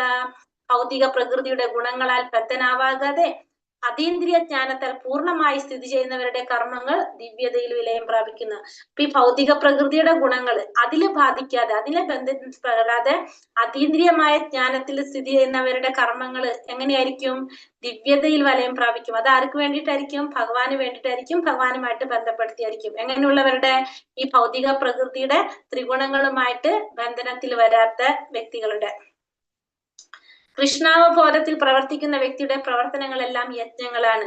അവയിൽ നിന്നുള്ള പ്രതികരണങ്ങളും അതീന്ദ്രിയത്തിൽ ലയിക്കുന്നത് അയാൾ ഭൗതിക ഫലങ്ങളാൽ കഷ്ടപ്പെടുന്നില്ല. അപ്പൊ കൃഷ്ണാവബോധത്തിൽ പ്രവർത്തിക്കുന്ന ഒരു വ്യക്തി, ആ വ്യക്തിയുടെ പ്രവർത്തനങ്ങളെല്ലാം എങ്ങനെയായിരിക്കും? യജ്ഞങ്ങളെല്ലാം ഭഗവാന് വേണ്ടി സമർപ്പിക്കുന്നതായിരിക്കും. അതുകൊണ്ട് തന്നെ ആ വ്യക്തിക്ക് എന്തുണ്ടാവില്ല? ആ ചെയ്യുന്ന പ്രവർത്തികൾക്ക് പ്രതിപ്രവർത്തനങ്ങൾ ഉണ്ടാവില്ല. അതീന്ദ്രിയത്തിൽ ലയിക്കുന്നത് കൊണ്ട് തന്നെ അയാൾക്ക് ഒരിക്കലും എന്തുണ്ടാവില്ല? ഭൗതികമായിട്ടുള്ള ഫലങ്ങൾ കൊണ്ട് കഷ്ടപ്പെടേണ്ടതായിട്ട് വരില്ല. കാരണം ചെയ്യുന്ന കർമ്മങ്ങൾക്കൊന്നും എന്തില്ല? പ്രതിപ്രവർത്തനങ്ങൾ അദ്ദേഹത്തിന് പ്രതിപ്രവർത്തനങ്ങളൊന്നും വരുന്നില്ല ചെയ്യുന്ന കർമ്മങ്ങൾക്ക്. ഹരേ കൃഷ്ണ മാതാജി. ഒന്ന് സ്പീഡ് കുറച്ച് പറയോ? ഹരേ കൃഷ്ണ മാതാജി. ഓക്കെ, ഈ പറഞ്ഞതാണോ? ഇനി ഈ പറഞ്ഞത് ക്ലിയർ ആയോ മാതാജി? കുഴപ്പമില്ല. ഓക്കെ. ബ്രഹ്മാർപ്പണം ബ്രഹ്മഹവീർ ബ്രഹ്മാഗ്നൗ ബ്രഹ്മണാഹുതം ബ്രഹ്മൈവ ഹേന ഗന്ധവ്യം ബ്രഹ്മകർമ്മ സമാധിന. കൃഷ്ണാവബോധത്തിൽ മുഴുകിയ ഒരാൾ ആധ്യാത്മിക പ്രവർത്തനങ്ങൾക്കായി സ്വയം സമർപ്പണം ചെയ്തതുകൊണ്ട് നിശ്ചയമായും ആത്മീയ ലോകത്തിൽ എത്തിച്ചേരും. അങ്ങനെയുള്ള യജ്ഞത്തിൽ ഹവിസും യജ്ഞാക്തിയും രണ്ടും ആത്മീയ സ്വഭാവമുള്ളതാണ്. ഇവിടെ എന്താ പറയണത്? കൃഷ്ണാവബോധത്തിൽ മുഴുകിയ ഒരു വ്യക്തി, കൃഷ്ണാവബോധത്തില് മുഴുവനായിട്ട് കൃഷ്ണാവബോധത്തിൽ വന്നിരിക്കുന്ന ഒരു വ്യക്തി ആധ്യാത്മിക പ്രവർത്തനങ്ങൾക്കായി സ്വയം സമർപ്പണം ചെയ്തതുകൊണ്ട് നിശ്ചയമായിട്ടും ആ വ്യക്തിക്ക് എന്ത് സാധിക്കും? ആത്മീയ ലോകത്തിലേക്ക് വരാനായിട്ട് സാധിക്കും. അതായത് കൃഷ്ണാവബോധത്തിൽ വന്നു ചെയ്യുന്ന പ്രവർത്തികൾ മുഴുവനും ഭഗവാന് വേണ്ടിയിട്ടാണ് ചെയ്യുന്നതെങ്കിൽ നിശ്ചയമായിട്ടും ആ വ്യക്തിക്ക് എവിടേക്ക് എത്താം? ആത്മീയ ലോകത്തിലേക്ക് വരാം. അങ്ങനെയുള്ള യജ്ഞത്തില് ഹവിസും യജ്ഞാക്തിയും എല്ലാം രണ്ടും എങ്ങനെയായിരിക്കും? ആത്മീയ, അതായത് എല്ലാ കാര്യങ്ങളും ഹവിസ് എന്ന് വെച്ചാൽ നമ്മൾ യജ്ഞത്തിന് ഉപയോഗിക്കുന്ന എല്ലാ സാധനങ്ങളും അതെല്ലാതും യജ്ഞാക്തിയും എല്ലാം എങ്ങനെയായിരിക്കും? ആത്മീയ സ്വഭാവമുള്ളതായിരിക്കും. അപ്പൊ നമ്മള് കൃഷ്ണാവബോധത്തിൽ പ്രവർത്തിക്കുന്ന അല്ലെങ്കിൽ അതിൽ മുഴുകിയിരിക്കുന്ന ഒരു വ്യക്തി എല്ലാം ആർക്ക് സമർപ്പിക്കുന്നതായിരിക്കും? ചെയ്യുന്ന പ്രവർത്തനങ്ങളെല്ലാം ഭഗവാന് സമർപ്പിക്കുന്നവരായിരിക്കും. അവർക്ക് നിശ്ചയമായിട്ടും എന്ത് സാധിക്കും? ആത്മീയ ലോകത്തിലേക്ക് ഉയരാനായിട്ട് സാധിക്കും. അങ്ങനെയുള്ള ഒരു വ്യക്തി ഉപയോഗിക്കുന്ന യജ്ഞത്തില് എന്താ പറയുക, യജ്ഞത്തിന് ഉപയോഗിക്കുന്ന ഹവിസ്, യജ്ഞാഗ്നി എല്ലാതും എങ്ങനെയായിരിക്കും? ആത്മീയ സ്വഭാവം തന്നെ ആയിരിക്കും. ഹവിസ് എന്ന് പറയുമ്പോഴത്തേക്ക് വരും നമ്മളെ ഈ യജ്ഞത്തിന് ഹോമങ്ങൾക്ക് ചെയ്യാൻ വേണ്ടിട്ട് ഉപയോഗിക്കുന്ന നെയ്യാവാം, ഇതൊക്കെ സാധനങ്ങൾ നമുക്ക് അതിന് ആവശ്യമുണ്ടോ? പൂക്കള് എന്തൊക്കെ വേണോ അതെല്ലാം എന്തായിട്ട് മാറും? ഒക്കെ ആത്മീയ സ്വഭാവമുള്ളതായിട്ട് മാറും. ക്ഷീരോൽപ്പന്നങ്ങളുടെ അമിത ഉപയോഗത്താൽ കുടൽ രോഗം ബാധിച്ച ഒരാൾക്ക് പാലിൽ നിന്നുള്ള മറ്റൊരു ഉൽപ്പന്നം തൈര് ഔഷധമായി തീരുന്നു. ഭൗതികതയിൽ മുഴുകിയ ഭക്തനായ ജീവാത്മാവിന് ഇവിടെ ഗീത സൂചിപ്പിച്ചിട്ടുള്ളത് പോലെ കൃഷ്ണാവബോധമാണ് പ്രത്യൗഷധം. അപ്പൊ നമ്മള് പാലുൽപ്പന്നങ്ങൾ അമിതമായിട്ട് ഉപയോഗിച്ചു കഴിഞ്ഞാൽ നമുക്ക് കുടൽ രോഗം ബാധിക്കും. അപ്പൊ അതിന് ഔഷധം, മറ്റൊരു മരുന്ന് പറയണത് എന്താണ്? തൈരാണ്. അപ്പൊ അത് പാലിന് തന്നെ വേറൊരു ഉൽപ്പന്നമാണ് തൈര്. ആ തൈരാണ് അതിന് ഔഷധമായിട്ട് മാറ്റുന്നത്. അതേപോലെ തന്നെ ഭൗതികതയിൽ മുഴുകി കഴിഞ്ഞാല് ആ ജീവാത്മാവിന് എന്താണ് ഔഷധം പറയുന്നത്? കൃഷ്ണാവബോധം. അപ്പൊ ഭൗതികതയിൽ മുഴുകി കഴിഞ്ഞ ഒരു ഭക്തനായ ജീവാത്മാവിനെ അതിൽ നിന്ന് മോചിപ്പിക്കാനായിട്ട്, അതിൽ നിന്ന് ആ ഒരു രോഗമാണത്, ഭവരോഗം, ആ രോഗം മാറ്റാനുള്ള മരുന്ന് എന്താണ്? കൃഷ്ണാവബോധമാണ് അതിനുള്ള ഔഷധം എന്ന് പറയുന്നത്. ദൈവമേവാപരേ യജ്ഞം യോഗിനാ പരിഭാസത്തെ ബ്രഹ്മാജ്ഞാവപരേ യജ്ഞം യജ്ഞേനൈവോപജുഹ്യതി. ചില യോഗികൾ വിവിധ യജ്ഞങ്ങളാൽ ദേവന്മാരെ യഥാവിധി ആരാധിക്കുന്നു. മറ്റു ചിലർ പരബ്രഹ്മ തേജസ്സിൽ യജ്ഞങ്ങൾ അർപ്പിക്കുന്നു. ചില യോഗികൾ എന്ത് ചെയ്യും? ദേവന്മാരെ ആരാധിക്കും. ചിലരാണെങ്കിലോ ബ്രഹ്മത്തിന്റെ തേജസ്സില് യജ്ഞങ്ങൾ അർപ്പിക്കും. പലരും പല രീതിയിലാണ് ചെയ്യുന്നത്. അപ്പൊ ചിലവര് ദേവന്മാരെ ആരാധിക്കുന്നു, ചിലരെന്ത് ചെയ്യും? പരമസത്യത്തിന്റെ ആ ബ്രഹ്മഭാവത്തില്, ആ പ്രകാശത്തില് യജ്ഞങ്ങൾ അർപ്പിക്കുന്നവരുണ്ട്. പലവിധ യജ്ഞങ്ങളെ മുഖ്യമായി 2 വിഭാഗങ്ങളായിരിക്കാം. ഒന്ന് ഭൗതിക സമ്പത്തിനായിട്ടുള്ള യജ്ഞം, ഒന്ന് അതീന്ദ്രിയ ജ്ഞാനത്തിനായിട്ടുള്ള യജ്ഞം. കൃഷ്ണാവബോധമുള്ളവർ തങ്ങളുടെ സർവ്വ ഭൗതിക സമ്പത്തും ഭഗവത് പ്രീതിക്ക് വേണ്ടി അർപ്പിക്കുന്നു. അപ്പൊ 2 തരത്തിൽ നമ്മൾ യജ്ഞങ്ങൾ പറഞ്ഞു. ഒന്ന് ഭൗതികമായ സമ്പത്തിന് വേണ്ടിയിട്ട്, ഭൗതികമായ ആഗ്രഹങ്ങൾക്ക് വേണ്ടിയിട്ടൊക്കെ നടത്തുന്ന യജ്ഞങ്ങൾ. അത് ആർക്ക് വേണ്ടിയാണ് ചെയ്യുന്നത്? ദേവന്മാർക്ക് ചെയ്യുന്നത്. ദേവന്മാർക്ക് ചെയ്യുമ്പോഴാണ് ഭൗതികമായിട്ടുള്ള ആഗ്രഹങ്ങൾക്ക് വേണ്ടിയിട്ടുള്ള യജ്ഞങ്ങൾ സമർപ്പിക്കുന്നത്. പിന്നെ അതീന്ദ്രിയ ജ്ഞാനത്തിനായിട്ടുള്ള യജ്ഞം, അത് ആർക്ക് സമർപ്പിക്കുന്നതാണ്? അതീന്ദ്രിയമായ കാര്യങ്ങൾക്ക് ഭഗവാനെ സമർപ്പിച്ചു കഴിഞ്ഞാല് നമുക്ക് ചെയ്യാം, ഭഗവാന് സമർപ്പിക്കുന്നത് കൊണ്ട്. ഇപ്പൊ കൃഷ്ണാവബോധത്തിലുള്ളവരാണെങ്കിലോ തങ്ങളുടെ സർവ്വതും ഭൗതികമായ സമ്പത്തും എല്ലാതും ആർക്ക് വേണ്ടിയിട്ട് സമർപ്പിക്കും? ഭഗവാന് വേണ്ടി സമർപ്പിക്കും. ഭഗവാന്റെ പ്രീതിക്ക് വേണ്ടിയിട്ടായിരിക്കും കൃഷ്ണാവബോധത്തിലുള്ളവര് ചെയ്യുന്നത്. ശ്രോതാദീനീന്ദ്രിയാണ്യന്യ സംയമാഗ്നിഷു ജുഹ്യതി ശബ്ദാദീൻ വിഷയാനന്യ ഇന്ദ്രിയാഗ്നിഷു ജുഹ്യതി. ചിലർ, അതായത് കറകളഞ്ഞ ബ്രഹ്മചാരികള്, ആത്മസംയമനമാകുന്ന അഗ്നിയിൽ ശ്രവണ പ്രക്രിയകളെയും ഇന്ദ്രിയങ്ങളെയും ഹോമിക്കുന്നു. മറ്റു ചിലർ ആത്മനിയന്ത്രണം കൈവച്ച ഗൃഹസ്ഥർ ഇന്ദ്രിയ വിഷയങ്ങളെ ഇന്ദ്രിയമാകുന്ന അഗ്നിയിൽ ഹോമിക്കുന്നു. അപ്പൊ ചിലർ എന്ത് ചെയ്യുന്നു? ആത്മസംയമനമാകുന്ന അഗ്നിയിൽ ശ്രവണ പ്രക്രിയകളെയും ഇന്ദ്രിയങ്ങളെയും ഹോമിക്കുന്നു. ആത്മസംയമനം പാലിച്ചുകൊണ്ട് ആ അഗ്നിയിലാണ് ഇന്ദ്രിയങ്ങളെയും ശ്രവണ പ്രക്രിയകളെയും ഹോമിക്കുന്നത്. മറ്റു ചിലരാണെങ്കിലോ ഇന്ദ്രിയ വിഷയങ്ങളെ ഹോമിക്കുന്നു. അതായത് ഗൃഹസ്ഥന്മാര്, ആത്മനിയന്ത്രണം കൈവരിച്ച ഗൃഹസ്ഥന്മാര് ഇന്ദ്രിയങ്ങളെയല്ല, ഇന്ദ്രിയ വിഷയങ്ങളെ ഹോമിക്കുകയാണ് ചെയ്യുന്നത്. പക്ഷെ ആത്മസംയമാകുന്ന ചിലരെന്താണ്? ബ്രഹ്മചാരികള് ശ്രവണ പ്രക്രിയകളെയും ആത്മസംയമനാകുന്ന പ്രക്രിയകളെയും ഇന്ദ്രിയങ്ങളെയും ഹോമിക്കുന്നു. ഗൃഹസ്ഥര് ഇന്ദ്രിയ വിഷയങ്ങളെ ഹോമിക്കുന്നു. ബ്രഹ്മചാരികള് ഇന്ദ്രിയങ്ങളെ ഹോമിക്കുമ്പോ ഗൃഹസ്ഥര് ഇന്ദ്രിയ വിഷയങ്ങളെയാണ് ഹോമിക്കുന്നത്. ബ്രഹ്മചാരികൾ അഥവാ വിദ്യാർത്ഥിനികൾ വിശ്വാസനായ ഒരു ഗുരുവിന്റെ മേൽനോട്ടത്തിൽ ഇന്ദ്രിയ സുഖങ്ങൾ ഉപേക്ഷിച്ച് മനോനിയന്ത്രണം ചെയ്യുന്നു. ശുദ്ധ ബ്രഹ്മചാരി ഹരേർ നാമാനുകീർത്തനം അഥവാ ഭഗവത് നാമ കീർത്തനത്തിൽ സദാ ഏർപ്പെട്ടുകൊണ്ടിരിക്കുന്നു. അപ്പൊ ബ്രഹ്മചാരികള് അല്ലെങ്കിൽ വിദ്യാർത്ഥികള് ഇവരൊക്കെ എന്താ ചെയ്യണത്? ഒരു ഗുരുവിന്റെ മേൽനോട്ടത്തിൽ ഇന്ദ്രിയ സുഖങ്ങളെല്ലാം ഉപേക്ഷിച്ച് മനസ്സിനെ നിയന്ത്രിക്കാനായിട്ട് ശ്രമിക്കും. ശുദ്ധ ബ്രഹ്മചാരികളാണെങ്കിലോ ഭഗവാന്റെ നാമസങ്കീർത്തനത്തിലൂടെ, ഭഗവാന്റെ നാമരൂപ ഗുണ, അതായത് ഭഗവാന്റെ ശ്രവണ കീർത്തന സ്മരണത്തിലൂടെ സദാ ഏർപ്പെട്ടുകൊണ്ട് എന്തിൽ ശ്രമിക്കുന്നു? മനസ്സിനെ നിയന്ത്രിക്കാനായിട്ട് ശ്രമിക്കുന്നു. അപ്പൊ ബ്രഹ്മചാരികൾ അല്ലെങ്കിൽ വിദ്യാർത്ഥികള് ഗുരുവിന്റെ മേൽനോട്ടത്തിൽ ഇന്ദ്രിയ സുഖങ്ങൾ ഉപേക്ഷിച്ചുകൊണ്ട് മനസ്സിനെ നിയന്ത്രിക്കാൻ ശ്രമിക്കുന്നു. ശുദ്ധ ബ്രഹ്മചാരികൾ എന്ത് ചെയ്യുന്നു? ഭഗവാന്റെ നാമം ശ്രവണം കീർത്തന സ്മരണത്തിലൂടെ സദാ ചെയ്തുകൊണ്ട് നമ്മൾ എന്ത് ചെയ്യുന്നു? മനസ്സിനെ നിയന്ത്രിക്കാനായിട്ട് ശ്രമിച്ചുകൊണ്ടിരിക്കുന്നു. അതില് ആണ് അവർ ഏർപ്പെട്ടുകൊണ്ടിരിക്കുന്നത്. സർവാണി ഇന്ദ്രിയ കർമാണി പ്രാണകർമാണി ചാപരേ ആത്മസംയമ യോഗാഗ്നൗ ജുഹ്വതി ജ്ഞാനദീപിതേ. ആത്മസാക്ഷാത്കാരം തേടുന്നതിൽ തൽപരരായ മറ്റു ചിലർ ഇന്ദ്രിയങ്ങളുടെയും മനസ്സിന്റെയും നിയന്ത്രണത്തിലൂടെ എല്ലാ ഇന്ദ്രിയ പ്രവർത്തനങ്ങളെയും പ്രാണപ്രവർത്തനങ്ങളെയും നിയന്ത്രിതമായ മനസ്സാകുന്ന അഗ്നിയിൽ ഹോമിക്കുന്നു. ആത്മസാക്ഷാത്കാരം നേടാൻ താല്പര്യമുള്ളവര് അവരെന്താ ചെയ്യുന്നത്?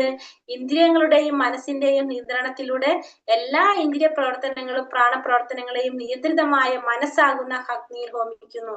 ഇവിടെ ആത്മസാക്ഷാത്കാരം നേടാൻ ശ്രമിക്കുന്നവര് ഇന്ദ്രിയങ്ങളും മനസ്സും ഒക്കെ എവിടെ ഹോമിക്കാണ്? നിങ്ങളുടെ മനസ്സിന്റെയും നിയന്ത്രണത്തിലൂടെ എല്ലാ ഇന്ദ്രിയ പ്രവർത്തനങ്ങളും എവിടെ ഹോമിക്കുന്നു? മനസ്സാകുന്ന അഗ്നിയിൽ ഹോമിക്കുന്നു. ഇവിടെ എല്ലാ ഇന്ദ്രിയ പ്രവർത്തനങ്ങളും ഇതിൽ ഹോമിക്കാണ്? മനസ്സാകുന്ന ആത്മസാക്ഷാത്കാരം നേടാൻ ശ്രമിക്കുന്നവര് എല്ലാ ഇന്ദ്രിയ പ്രവർത്തനങ്ങളും മനസ്സാകുന്ന അഗ്നിയിൽ ഹോമിക്കുകയാണ് ചെയ്യുന്നത്. പതഞ്ജലിയുടെ യോഗ പദ്ധതിയെ കുറിച്ചാണ് ഇവിടെ സൂചിപ്പിക്കുന്നത്. ഇതിന്റെ പറയുന്നത് യോഗ പദ്ധതി, പതഞ്ജലിയുടെ യോഗ പദ്ധതിയാണ് ഇവിടെ പറയുന്നത്. ഇന്ദ്രിയ സുഖാകൃഷ്ടനാകുമ്പോൾ ആത്മാവ് പരാഗാത്മാവ് എന്ന് വിളിക്കുന്നു. ഇന്ദ്രിയ സുഖത്തിന് ആകൃഷ്ടനാകുമ്പോൾ ആത്മാവ് എന്താണ്? പരാഗാത്മാവ് എന്ന് പറയും. ആ ഇന്ദ്രിയ സുഖങ്ങളിൽ നിന്ന് പിന്തിരിയുമ്പോൾ അത് ആരായിട്ട് മാറും? പ്രത്യേകാത്മാവായിട്ട് മാറും. അപ്പൊ രണ്ടു തരത്തിൽ ആത്മാവ് പരാഗാത്മാവും ആവും പ്രത്യേകാത്മാവുമാവും. ഇന്ദ്രിയ സുഖങ്ങളിൽ ആകൃഷ്ടരാകുമ്പോൾ പരാഗാത്മാവാവും, ഇന്ദ്രിയ സുഖങ്ങളിൽ നിന്ന് പിന്തിരിയുമ്പോ പ്രത്യേകാത്മാവായിട്ട് മാറും. അപ്പൊ ഇവിടെ നമ്മള് മനസ്സിൽ നിയന്ത്രിക്കുകയാണ് ചെയ്യുന്നത് അല്ലെ? ഇന്ദ്രിയ സുഖങ്ങളെല്ലാം ഇന്ദ്രിയങ്ങളെ മനസ്സിനാൽ നിയന്ത്രിക്കുകയാണ് ചെയ്യുന്നത് പറഞ്ഞു.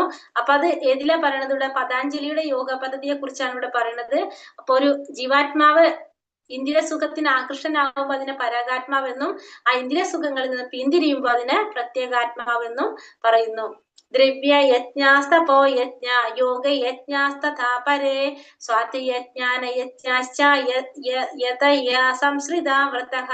സ്വയം പ്രതിജ്ഞാബദ്ധരായി ചിലർ തങ്ങൾക്കെല്ലാം ത്യജിച്ച് ബോധദീപ്തരാകുന്നു. മറ്റു ചിലർ കഠിനമായ തപശ്ചര്യകൾ അനുഷ്ഠിച്ചും അഷ്ടാംഗ യോഗ പരിശീലനത്തിലാലും അതീന്ദ്രിയ ജ്ഞാന പുരോഗതിക്കായുള്ള വേദാധ്യായനത്താലും ഈ അവസ്ഥ കൈവരിക്കുന്നു. അപ്പൊ സ്വയം പ്രതിജ്ഞാബദ്ധരായിട്ട് ചിലരെന്ത് ചെയ്യുന്നു? തങ്ങൾക്കുള്ളതെല്ലാം ത്യജിച്ച് ബോധദീപ്തരാകും ചിലവര്.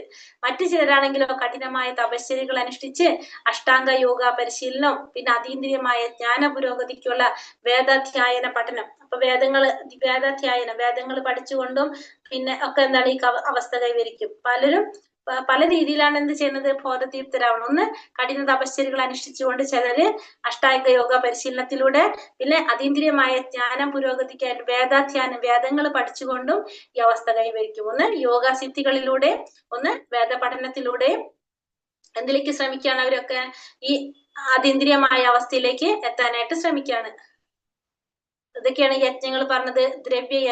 ദ്രവ്യമായ യജ്ഞം. വിവിധ ദാനങ്ങൾക്കായി കൈവശമുള്ളതെല്ലാം വിനിയോഗിക്കുന്നതാണ് എന്ത്? ദ്രവ്യമായ യജ്ഞം. തപോമയ യജ്ഞം, ചാതുർമാസ്യ വ്രതങ്ങള്, അതൊക്കെ എന്തിൽ വരുന്നതാണ്? തപോമയ യജ്ഞം. യോഗയജ്ഞം, യോഗാനുഷ്ഠാനങ്ങള്. സ്വാധ്യായ യജ്ഞം, വൈദിക സാഹിത്യം വായിച്ചു പഠിക്കുന്ന സ്വാധ്യായം. നേരിട്ടുള്ള ഭഗവത് സേവനമായതുകൊണ്ട് ഇതിൽ നിന്നെല്ലാം വ്യത്യസ്തമാണ് എന്ത്? കൃഷ്ണാവബോധം ഇതിൽ നിന്നെല്ലാം വ്യത്യസ്തമാണ്. ദ്രവ്യമായ യജ്ഞം, തപോമയ യജ്ഞം, യോഗമയ യജ്ഞം, സ്വാധ്യായ യജ്ഞം എല്ലാത്തിൽ നിന്നും വ്യത്യസ്തമായിട്ടുള്ളതാണ് എന്ത്? കൃഷ്ണാവബോധം എന്ന് പറയുന്നത്. അപനെ ജുഹ്വതി പ്രാണാൻ പ്രാണേ പാനം തഥാ പരേ പ്രാണാപാനാഗതിരുത്വാ പ്രാണായാമാപരായണഃ അപരേ നിയതാഹാരോ പ്രാണാൻ പ്രാണേഷു ജുഹ്വതി. ശ്വാസചലനത്തെ ഉച്ഛ്വാസത്തിലും ഉച്ഛ്വാസചലനത്തെ ശ്വാസത്തിലും അർപ്പിച്ചുകൊണ്ട് ശ്വാസനിരോധനം ചെയ്ത് സമാധിയിൽ വർത്തിക്കുന്നവൻ താല്പര്യമുള്ള ചിലരുണ്ട്. ഇപ്രകാരം അവർ ശ്വാസത്തെ പൂർണ്ണമായി നിർത്തി അവസാനം സമാധിസ്ഥരാകുന്നു. മറ്റു ചിലർ ആഹാര നിരോധനത്താൽ ഉച്ഛ്വാസത്തെ അതിൽ തന്നെ ഹോമിക്കുന്നു. ഇവിടെ എന്താ പറഞ്ഞ? ശ്വാസചലനത്തെ ഉച്ഛ്വാസത്തിലും ഉച്ഛ്വാസ ചലനത്തെ ശ്വാസത്തിൽ മർപ്പിച്ചുകൊണ്ട് ശ്വാസ നിരോധനം ചെയ്ത് സമാധിയിൽ വർത്തിക്കുവാൻ താല്പര്യമുള്ള ചിലര്. ഇപ്പൊ നമ്മളെ ശ്വാസത്തെ നമ്മൾ പിടിച്ചു നിർത്തിക്കൊണ്ട് നമ്മൾ എന്ത് ചെയ്യാണ്? ശ്വാസ നിരോധനം ചെയ്ത് സമാധിയിലാവാനായിട്ട് ശ്രമിക്കുന്ന ചിലര്, ശ്വാസത്തെ കൺട്രോൾ ചെയ്തുകൊണ്ട്. ഇപ്രകാരം അവർ ശ്വാസത്തെ പൂർണ്ണമായി നിർത്തി അവസാനം സമാധിസ്ഥരാകും. അങ്ങനെ ഈ ശ്വാസത്തെ നിയന്ത്രിച്ചുകൊണ്ട് അവർ എന്ത് ചെയ്യും? സമാധിയിലേക്ക് പോകും. മറ്റു ചിലരാണെങ്കിലോ ആഹാര നിരോധനത്താൽ ഉച്ഛ്വാസത്തെ അതിൽ തന്നെ ഹോമിക്കും. മറ്റു ചിലര് ആഹാരം നിരോധിച്ചുകൊണ്ടും എന്ത് ചെയ്യും? ഇങ്ങനെ നമ്മളെ ശ്വാസത്തെ നിയന്ത്രിച്ച് അവരും സമാധിയിലേക്ക് പോകും. ഒന്ന് ശ്വാസത്തെ നിയന്ത്രിച്ചുകൊണ്ട് സമാധിസ്ഥരാകുന്നവരും ആഹാരത്തിന് നിരോധനം ഏർത്തിക്കൊണ്ട് സമാധിയിലേക്ക് എത്തുന്നവരും. കൃഷ്ണാവബോധം വന്ന ഒരാൾക്ക് എപ്പോഴും അതീന്ദ്രിയമായ ഭഗവത് സേവനത്തിൽ മുഴുകിയിരിക്കാൻ സ്വാഭാവികമായിട്ട് തന്നെ ഇന്ദ്രിയ നിയന്ത്രണം സാധിക്കുന്നു. കൃഷ്ണാവബോധത്തിലാണെങ്കിൽ നമ്മൾ എന്താണ്? നമ്മൾ അതിനുവേണ്ടി പ്രത്യേകം ഒന്നും ചെയ്യേണ്ടതില്ല. കാരണം അത് സ്വാഭാവികമായിട്ട് തന്നെ എന്ത് വരും? നമുക്ക് ഇന്ദ്രിയ നിയന്ത്രണം സാധ്യമാകും. ജീവിത അവസാനത്തിൽ കൃഷ്ണൻ അതീന്ദ്രിയ തലത്തിൽ സ്വാഭാവികമായും അയാൾ എത്തിച്ചേരും. ആ നിലയ്ക്ക് തന്റെ ഇഹലോക ജീവിതം തീർപ്പിക്കാൻ ആ ഭക്തൻ ശ്രമിക്കില്ല. അപ്പൊ അതുകൊണ്ട് തന്നെ ജീവിതത്തിന്റെ അവസാനം ആ ഭക്തൻ എവിടേക്ക് എത്താൻ പറ്റും? ഭഗവാന്റെ അടുത്തേക്ക് എത്താനായിട്ട് സാധിക്കും. അപ്പൊ അതുകൊണ്ട് ഇഹലോക ജീവിതം ദീർഘിപ്പിക്കാനായിട്ട് ആരാഗ്രഹിക്കില്ല? ഒരു ഭക്തൻ ഒരിക്കലും ആഗ്രഹിക്കില്ല. കാരണം ഇവിടെ നിന്ന് പോയി കഴിഞ്ഞാൽ എവിടേക്ക് എത്തും? ഭഗവാന്റെ അടുത്തേക്ക് എത്തും. അപ്പൊ അത് അറിയുന്നത് കൊണ്ട് ആ ഒരു ഭക്തൻ ഒരിക്കലും എന്ത് ചിന്തിക്കില്ല? ഈ ഭൗതിക ലോകത്തിൽ കുറെ ജീവിക്കാനായിട്ട് ഒരു ഭക്തൻ ഒരിക്കലും ആഗ്രഹിക്കുന്നില്ല. ഹരേ കൃഷ്ണ കൃഷ്ണ കൃഷ്ണ ഹരേ ഹരേ, ഹരേ രാമ രാമ രാമ ഹരേ ഹരേ. വഞ്ചകൽപതരുപേശ്ച കൃപാ സിന്ധോഭ്യേവ പതിതാനാം പാവനേഭ്യോ വൈഷ്ണവേഭ്യോ നമോ നമ. അനന്ത കോടി വൈഷ്ണവൃന്ദി की जय, श्रील प्रभुपाद की जय, गुरुदेव की जय, निताय गौर ब्रह्मानंदे. हरि हरि बोल. हरे कृष्णा.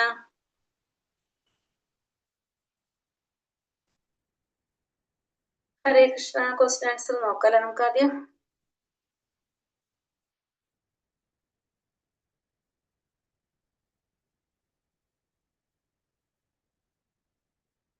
എവിടെ നിന്നിട്ടാണ്? പാഷണ്ഡികൾ ആരാണ്? ദേവന്മാരെ ഭഗവാനെ ഒരുപോലെ കാണുന്നവരാണ് പാഷണ്ഡികൾ എന്ന് പറയുന്നത്. കൃഷ്ണാവബോധത്തെ ആശ്രയിക്കുന്ന രണ്ട് തരക്കാരൊക്കെയാണ്?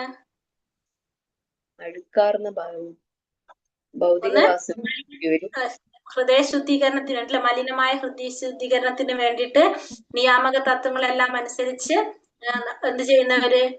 കൃഷ്ണാവബോധത്തില് പ്രവർത്തിക്കുന്നവര്. രണ്ടാമത്തത് അത് ചെയ്ത് കഴിഞ്ഞ് ശുദ്ധഭക്തരായതിനു ശേഷം അവരെന്താണ്? കൃഷ്ണാവബോധത്തില് മുഴുകി മറ്റുള്ളവരുടെ ക്ഷേമ പ്രവർത്തനത്തിന് വേണ്ടി തുടർന്ന് ശ്രമിച്ചു കൊണ്ടുപോകുന്നവര് അല്ലെ? അങ്ങനെയല്ലേ പറഞ്ഞത്? 12 മഹാജനങ്ങൾ ആരൊക്കെയാണ്? ബ്രഹ്മാവ്, ശിവൻ, സുഖമഹർഷി, ജനകൻ, പിന്നെ 4 കുമാരന്മാര്, മനു, കപിലൻ, പ്രഹ്ലാദൻ, ഭീഷ്മർ,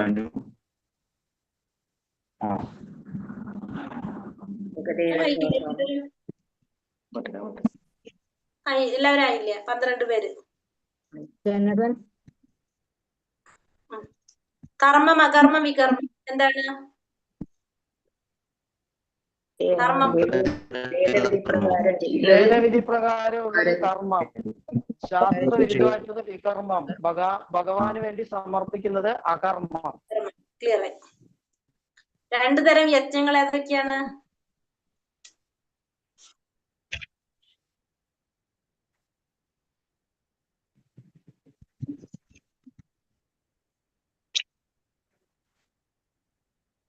ഒന്ന് ഭൗതികമായ സമ്പത്തിന് വേണ്ടി ചെയ്യുന്ന യജ്ഞം, ഒന്ന് ആത്മീയമായ അതീന്ദ്രിയമായിട്ടുള്ള യജ്ഞം അല്ലെ? ഒന്ന് ഭൗതികമായിട്ടുള്ള കാര്യങ്ങൾക്ക് വേണ്ടി നമ്മൾ ചെയ്യുന്നത്, രണ്ടാമത്തത് അതീന്ദ്രിയമായ കാര്യങ്ങൾക്ക് വേണ്ടി ചെയ്യുന്നതാണ്. 2 തരത്തിലുള്ള യജ്ഞം പറഞ്ഞത്.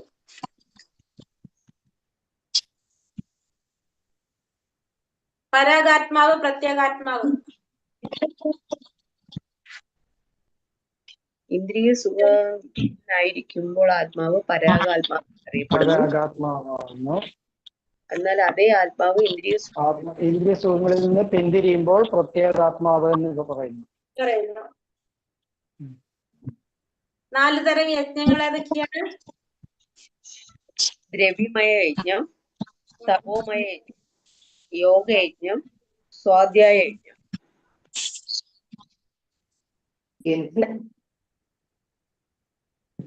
ബ്രഹ്മയജ്ഞം ഏതൊക്കെയാണ്?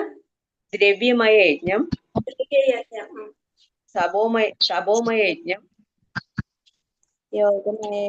യോഗയജ്ഞം, സ്വാധ്യായ യജ്ഞം. ശരി. ഓക്കെ.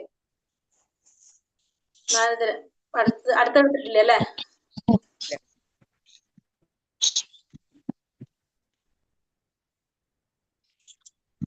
31